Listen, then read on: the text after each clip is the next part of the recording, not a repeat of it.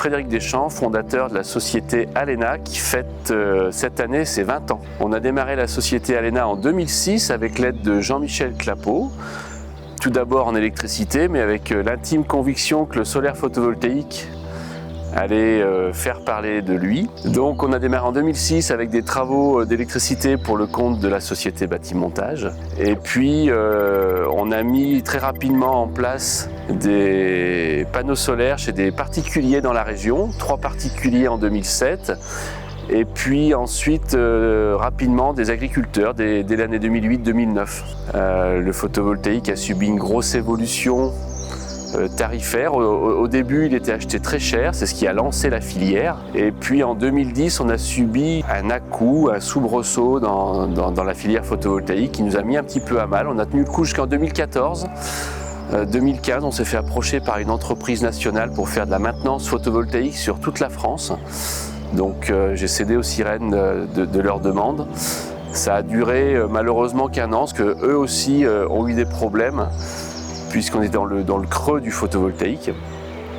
Mais j'avais l'intime conviction que ça avait toujours de l'avenir et on a redémarré en 2016, on a démarré la société en 2016 avec mon épouse, où nous faisons de l'autoconsommation collective pour le particulier, les entreprises, et nous gardons aussi de la vente pour les agriculteurs, ce qui leur a permis de financer leurs bâtiments.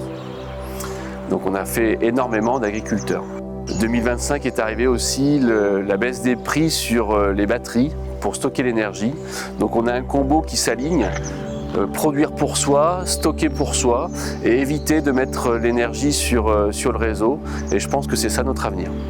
Passer de 2 à 20 personnes, il a fallu qu'on s'organise. Ça n'a pas été tout le temps simple, mais je pense qu'on a trouvé, on a défini des équipes et on a trouvé la bonne organisation. Donc dans nos équipes, on a une équipe pour la gestion de l'entreprise, donc ça c'est plutôt moi et mon épouse. On a une équipe qui gère l'administratif photovoltaïque qui fait partie de notre métier, déclarer son dossier à l'urbanisme et ensuite auprès des réseaux Enedis pour dire qu'on est producteur d'électricité, c'est une grosse part du travail.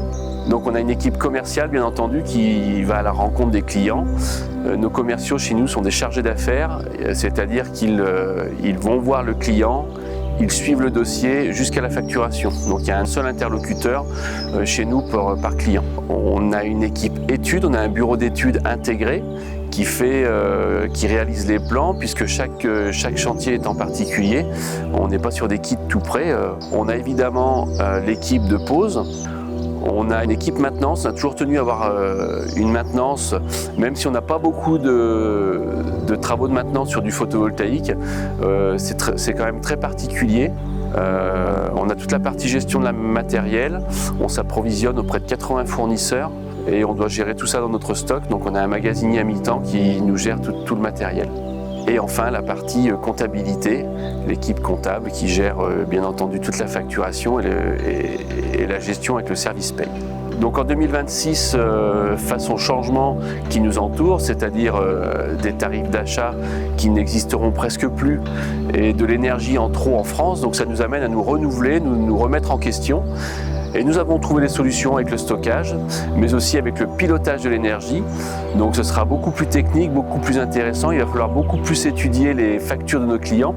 Et ça change notre métier, mais on est prêt. On a pris des logiciels qui sont adaptés. Et on voit déjà les premiers retours que ça fonctionne bien. Donc on n'est pas inquiet pour l'avenir, on n'est pas inquiet pour le solaire. Et on souhaite qu'il brille le plus longtemps possible.